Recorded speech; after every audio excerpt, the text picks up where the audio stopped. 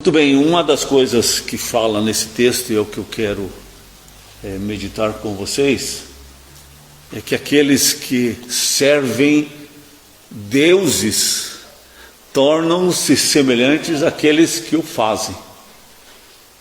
Tornam-se semelhantes a esses deuses. Tem olhos e não veem. Tem ouvidos e não ouvem. Tem mãos, mas não podem trabalhar, não apalpam. Tem pés, tem pernas, mas não andam. E de fato a pessoa vai se tornando assim.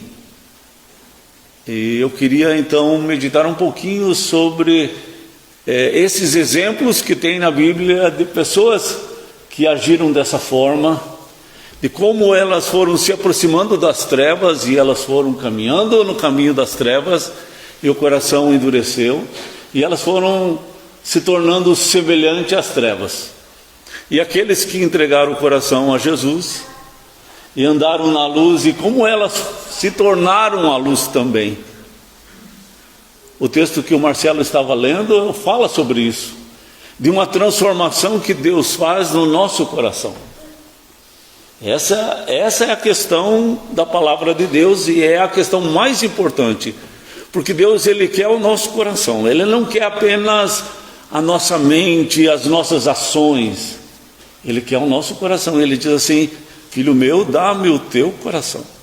E aí os teus olhos vão se agradar dos meus caminhos. Os teus pensamentos, a tua fala vai ser também minha. Porque o teu coração pertence a mim. E ali, naquele texto que foi lido, fala sobre essa mudança de coração. Era um coração de pedra e agora é um coração de carne. Então, eu lembro quando estava lá no seminário em Recife, eu ia para o interior de Pernambuco fazer um trabalho com cidades bem pobrezinhas que tinha lá, com gente muito pobre, crianças muito pobres. Eu lembro assim de um homem que ele tinha um espírito de adivinhação. E quando nós estávamos orando, manifestou esse espírito, esse demônio. E ele rolava pelo chão, e ele tinha muita coceira no corpo. Enquanto ele rolava pelo chão, ele também coçava o corpo todo, e era uma sarna terrível. E a gente percebeu que ele queria ficar livre daquela sarna, mas que ele também queria continuar com as adivinhações, porque as adivinhações davam uma ideia de poder, de controle sobre as pessoas, e ter admiração das pessoas quando ele adivinhava. Mas aí que está, a pessoa, quando ela está buscando esses espíritos, eles têm vantagens, eles trazem vantagens para a pessoa, mas também trazem suas desvantagens. E a pessoa vai se tornando semelhante àquele espírito que ele serve, que ele busca, que ele no final está adorando. Jesus, ele fala sobre isso, ele fala a respeito da pessoa ter que escolher entre Deus e as riquezas. E ele diz assim: você não tem como servir a Deus e ao mesmo tempo servir as riquezas. Se você agrada a Deus, você vai desagradar as riquezas. E quando ele fala das riquezas, ele fala do Deus da riqueza, Mamon. E quando a pessoa se agrada e agrada esse Deus, Mamon, ele acaba desagradando a Deus. Então a pessoa tem que fazer uma escolha. Daniel, lembra que nós falamos sobre Daniel? Ele repreendeu Belsassar, que era filho dele, Nabucodonosor. Esse Belsassar, ele tinha visto toda a obra de conversão na vida do seu pai, mas ele mesmo não se converteu.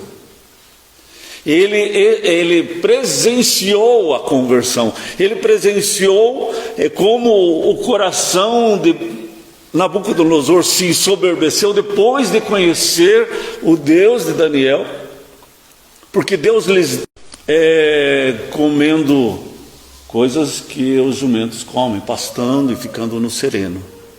Mas ele se arrependeu, Deus o tirou dali e colocou de volta como o grande imperador da Babilônia.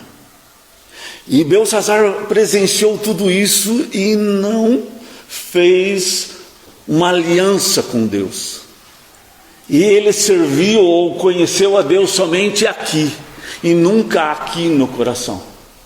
E aí, no dia que Deus estava para julgá-lo, Deus, usou Daniel para repreender Belsassar.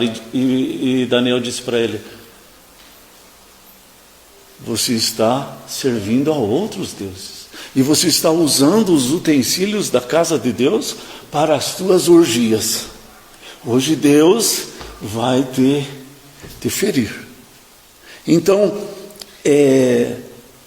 a pessoa precisa fazer uma escolha.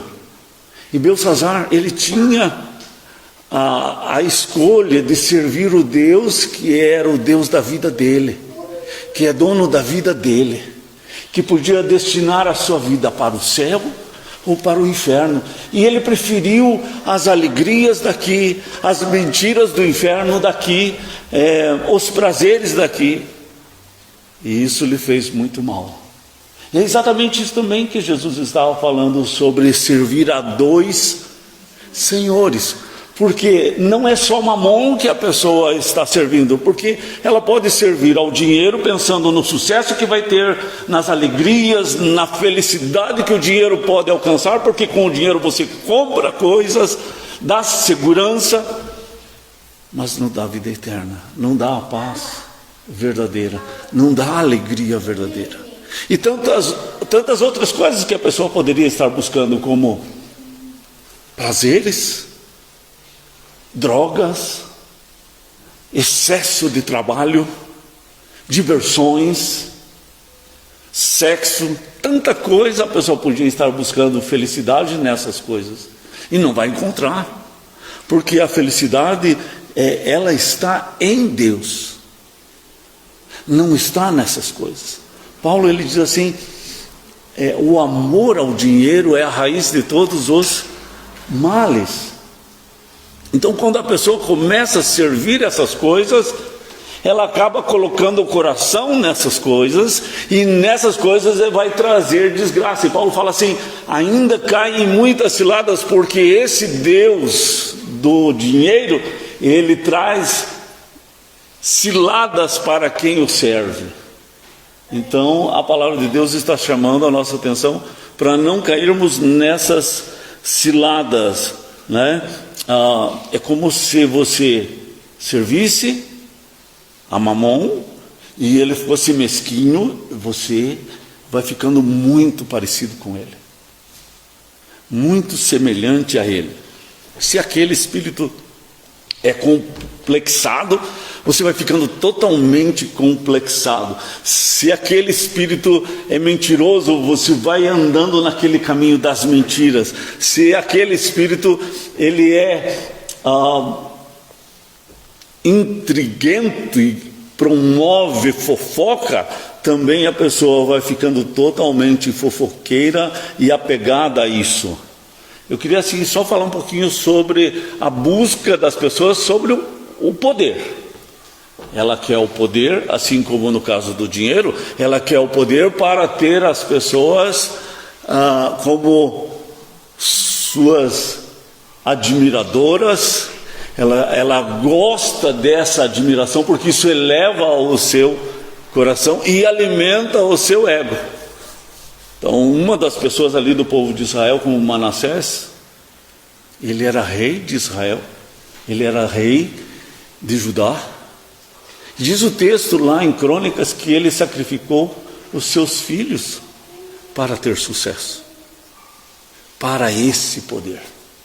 Vocês lembram também a respeito de Herodes? Herodes, nos dias do nascimento de Jesus, ele não queria perder o reinado.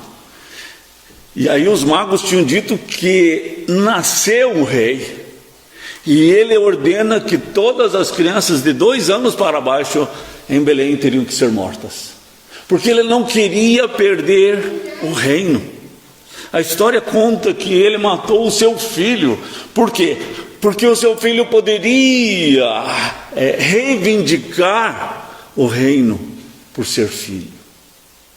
A pessoa não quer perder o poder. A pessoa não quer perder, ser notada. Ela quer ser vista, ela quer chamar a atenção. E aí causa muito dano. Eu anotei um texto também, lá em 1 Coríntios 10, o verso 19, 20 e 21. Ele fala assim: que digo, pois, que o sacrificado ao ídolo é alguma coisa? Ou que o próprio ídolo tem algum valor? Antes digo que as coisas que eles sacrificam é a demônios que as sacrificam, e não a Deus. E eu não quero que vos torneis associados aos demônios. Não podeis beber o cálice do Senhor e o cálice dos demônios. Não podeis ser participantes da mesa do Senhor e da mesa dos demônios. Então é muito fácil, porque a gente não enxerga que ali estão os demônios. Mas quando está participando daquela mesa, daquela mesa da fartura do dinheiro ali, está colocado o coração naquele dinheiro, está servindo aqueles demônios. E o que eu queria dizer assim, a pessoa vai cada vez mais ficando parecida com aqueles demônios, e ela vai tendo raciocínios semelhantes a eles, de como eles são. Também outra coisa que eu queria meditar com vocês, além dessa questão do poder, e a pessoa faz tudo para permanecer no poder, a Bíblia diz assim que o Deus desse século cegou o entendimento das pessoas. Então, no geral, há esse desejo de servir a certas ideias, certos princípios, seja o politicamente correto, tantas coisas que hoje nós estamos rodeados por pensamentos. E se você for realmente um cristão, você tem dificuldade na escola, você tem dificuldade com alguns materiais. Mas o que diz? Na verdade, a ideia assim, Deus tem que ser tirado da escola. Por quê? Porque veio de uma ideia assim que Deus morreu, que a ciência é a resposta para tudo e não precisa mais de Deus. Então tira Deus da escola, acaba tirando Deus da sociedade, e uma sociedade sem Deus, ela está à deriva, ela está complicada, e a partir dali pode vir qualquer coisa extremista e toma a situação. Vem radicais, como eu já estava falando no domingo passado, ou de repente esoterismo. Também tem o texto de Tessalonicenses que diz assim, a respeito de que a pessoa teve a oportunidade e não aproveitou essa oportunidade, e agora Deus manda a operação do erro para que ela dê crédito a esse erro. O próprio Deus permite que venha a operação do erro para a pessoa cair, porque todas as vezes que Deus foi passando, dando oportunidade, ela endureceu o coração. Daí aquela pessoa, assim como o médico que tinha dificuldade de acreditar que Jesus seja Deus, que exista realmente Deus, e que Jesus, como Deus, morreu numa cruz, que coisa mais estranha. Mas depois ele acaba tendo lá na clínica dele um lugar de rituais, um lugar onde invoca espíritos, começa a fazer esoterismo, começa a fazer curas espirituais, e a pessoa acaba acreditando em coisas que a Bíblia e Deus fala que não são da parte dele. que são espíritos malignos, que são demônios, que está sendo feito esse ritual. Mas por que Deus permitiu isso? Porque Deus passou várias vezes, e Ele ouviu várias vezes, às vezes do pai, às vezes de um amigo. Vocês ouviram o próprio testemunho do Rafael, quantas pessoas passaram na vida dele até que ele começou a ser transformado. Mas Deus vai usando pessoas para trazer o Evangelho, e dependendo da pessoa, ela endurece o coração, e ela ouviu os testemunhos, mas ela só sabe aqui e não aqui, e o seu coração continua endurecido, e não há uma transformação completa. Lembra do testemunho do Juliano ontem? Ele estava falando assim, que no início começou a ser muito aqui e não ia para cá, e ele foi afundando cada vez mais, até que ele pôde entregar o coração inteiramente ao Senhor. Mas essa é uma estratégia das trevas, que a mensagem de Deus fique somente aqui.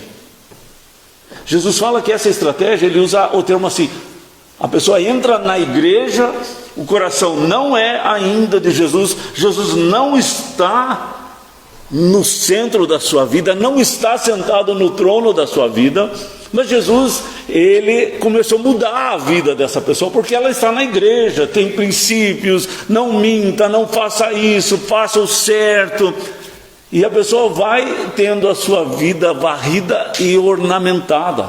Jesus fala.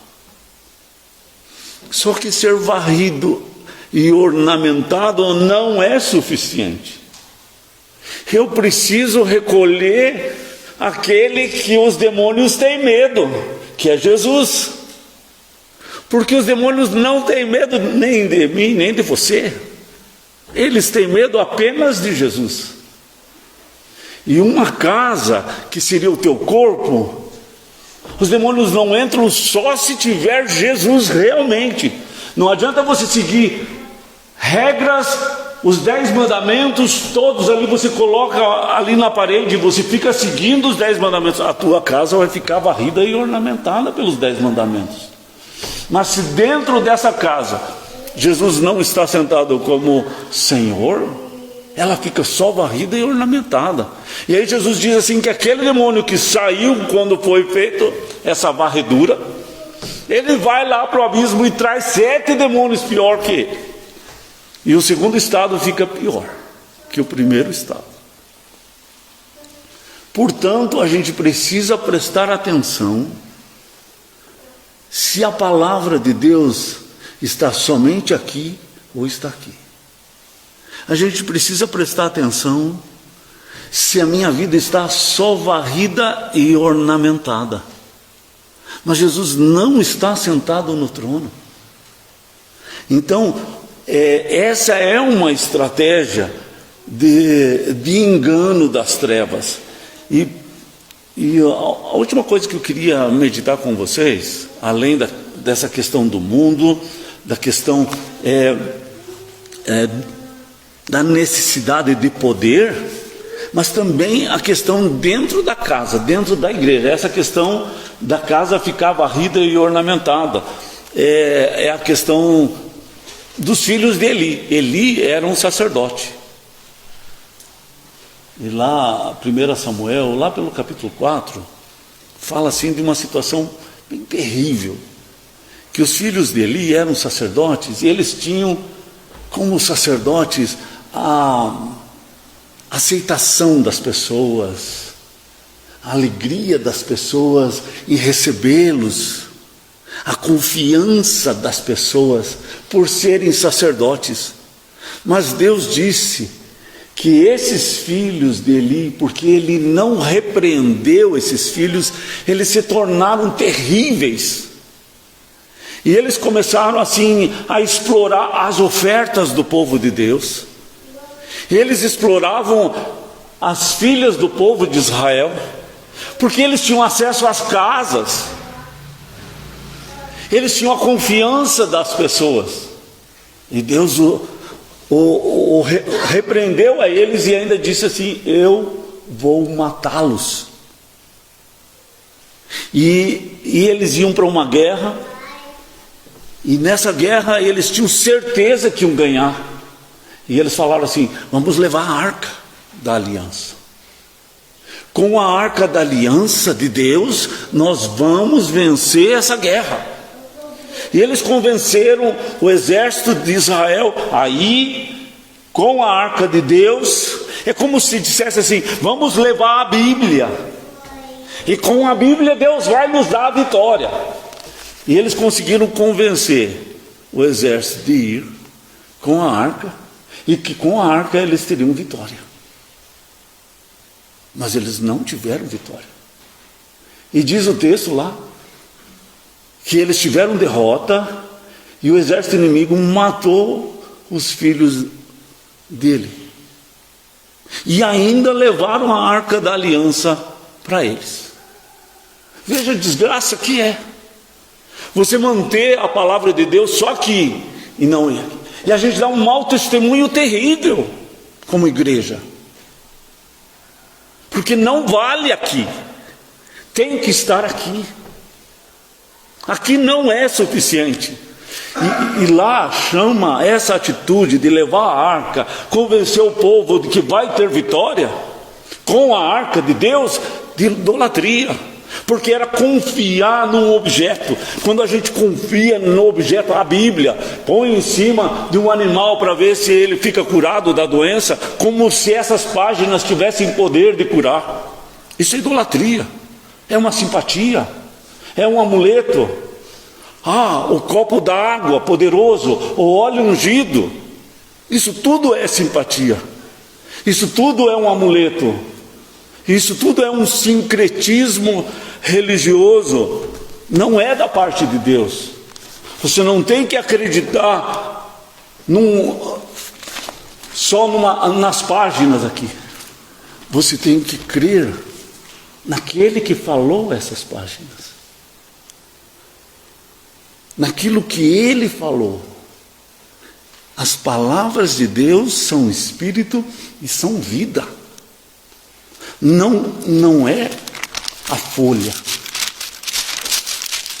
O que tem espírito e vida é a palavra de Deus. Jesus disse isso: as minhas palavras são espírito e são vida. É a palavra de Jesus que gera vida, a vida de Deus no nosso coração. Tira o coração de pedra e transforma num coração de carne que ouve, que é sensível, que gosta dos caminhos de Deus. Então a gente tem dentro da própria igreja aquilo que Jesus falou sobre a apostasia. Dentro da própria igreja, a pessoa está dentro da igreja, mas ela não tem um novo nascimento. Ela permanece com o coração de pedra dentro da igreja. E a marca dos últimos tempos aqui é que a igreja, de uma forma geral, no mundo inteiro, vai ser assim. Vai ter só o coração de pedra, não vai ter o coração de carne. Não vai ser uma igreja que nasceu de novo. Pode ser até uma igreja cheia de gente, mas que está indo atrás de misticismos, está confiando na riqueza, vai para a igreja para ficar rico, mas não para ficar cheio de Jesus, não para que Jesus esteja sentado no trono da sua vida. Tornem-se semelhantes a eles os que os fazem, não só no domingo, mas na segunda, na terça, no trabalho, em casa, com a esposa, com os filhos, em tudo que faz. Jesus está no centro da sua vida, e Ele sentou no trono da sua vida, Ele manda na sua vida. Claro, você pode pecar, mas você vai se arrepender, porque Jesus vai te levar ao arrependimento. Mas Jesus diz assim: eu dou a paz para você que o mundo não dá, que a droga não dá, que a cerveja não dá. Eu te dou uma felicidade que o dinheiro não te dá, que mamão não te dá, porque é a felicidade eterna, é do Deus eterno. Ela é melhor. Ela supera tudo. Você pode não ter nada, morar numa casa simplesinha, ter uma bicicleta, mas você pode ser feliz, porque você tem aquele que é o dono da felicidade dentro de você. Essa é a diferença.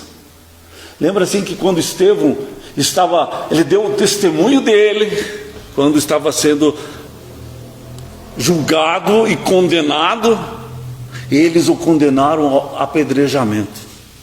E enquanto eles estavam apedrejando Estevão, um discípulo de Jesus, ele diz assim: Pai,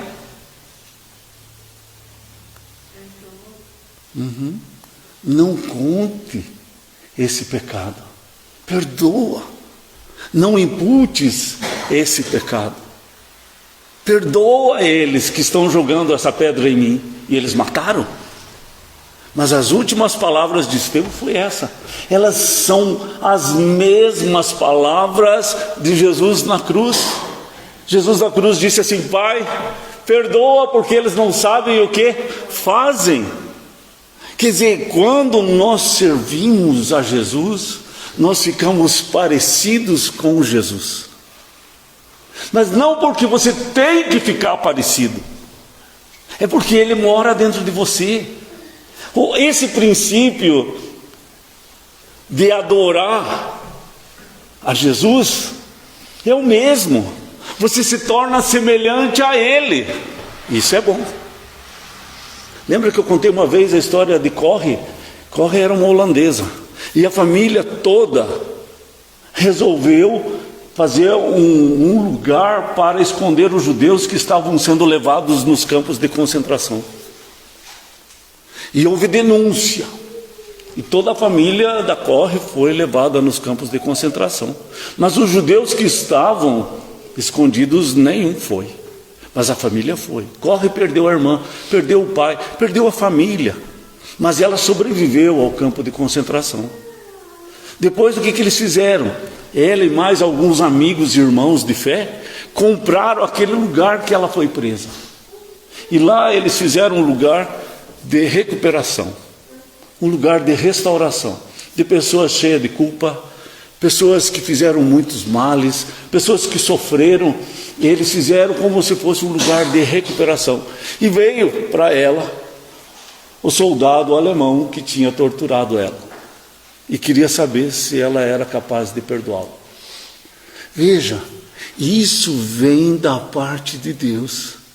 A pessoa poder perdoar, a pessoa ficar livre da mágoa, ficar livre da dor, ficar livre do ressentimento, porque isso veio de Jesus. Jesus fez isso lá na cruz, e Jesus faz isso com você. Quanto mais você se aproxima de Jesus, mais parecido com Ele você fica. Ele coloca as características dele em você. Você vai agindo como Ele age, você vai pensando como Ele pensa, porque é Ele vivendo dentro de você. Esse é o Evangelho. O Evangelho não é um monte de leis para você seguir.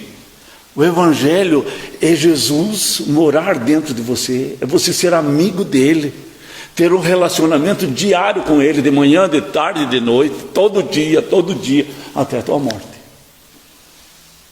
Esse é o Evangelho. É isso que Jesus está chamando.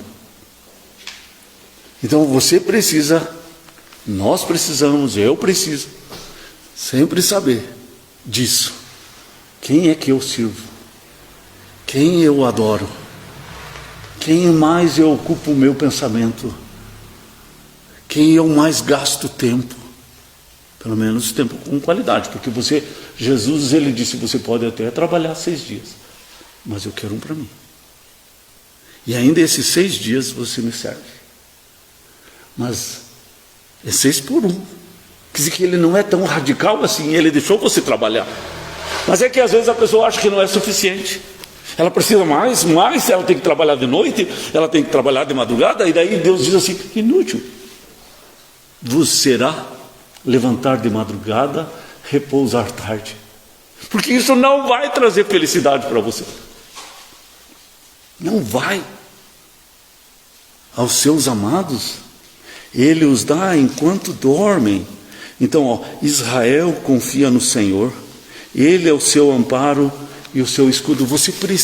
Nós precisamos que Deus seja o nosso amparo e o nosso escudo, porque se Ele for o teu escudo, quando vier as investidas das trevas, os dardos inflamados, as mentiras das trevas não te atingirão.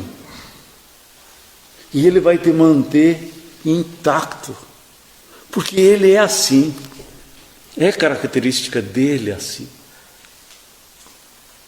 Muito bem, vamos orar? O Daniel Júnior faz essa oração? Pai, te agradecemos porque nós podemos ouvir a palavra que alimenta a nossa alma, Deus. Muitas vezes nós, distantes do Senhor, nós pensamos na Tua palavra, meditamos, ó Pai, e mesmo assim não é suficiente para nós. Ó Deus, que o Senhor vem estar restaurando o nosso coração, ó Deus, mostrando para nós os nossos erros, ó Deus, que nós temos cometido, ó Pai. Leva, Deus, o nosso coração a ser semelhante ao de Jesus, ó Pai. Sabemos as nossas falhas, ó Deus, mas que o Senhor esteja completando, ó Pai, cada vez mais o Espírito do Senhor nas nossas vidas, ó Deus. Ó Pai, te peço assim, por toda a igreja, ó Pai, que essa palavra esteja entrando nos nossos corações, ó Deus, e que nós venhamos estar meditando durante a semana, ó Pai. Ó Deus, sabemos que muitas vezes o inimigo não quer deixar, ó Deus, não quer deixar na nossa cabeça, ó Pai, mas que o Senhor esteja cada vez mais nos dando um coração semelhante ao Teu. Amém. Ó Pai, eu oro e te agradeço, em nome de Jesus. Amém. Muito bem, Deus abençoe a cada um.